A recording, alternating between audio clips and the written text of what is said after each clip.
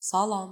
Əgər yolunuz mənim kanalımdan, yəni Musiqi Nəzərəsi dərsləri kanalından keçirsə, onda kanalıma xoş gəlmisiniz.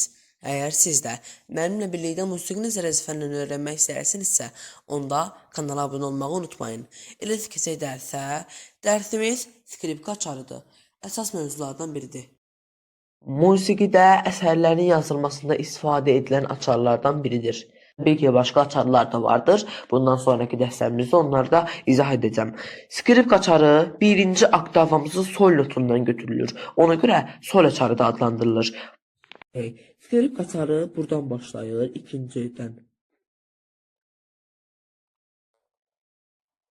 İndi öyrədəcəm ki, ona niyə sol açarı deyirlər.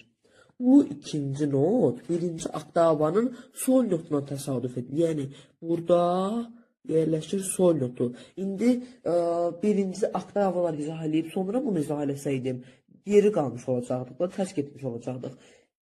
Bir dənə lazım bir sol notunun yerini öyrənməyiniz. Bir dənə yazıda saxlayın ki, ikinci xətdən başlayır və sol açar adlandırılır. Çünki ikinci xətt birinci oktavaya görə sol açardır. Yəni, digər oktavalarına əsaslanmayın. Sadəcə birinci oktavaya görə götürülür. Bu sol açarı adlandırılır.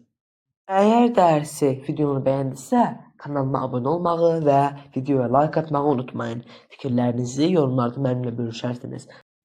Sağ olun.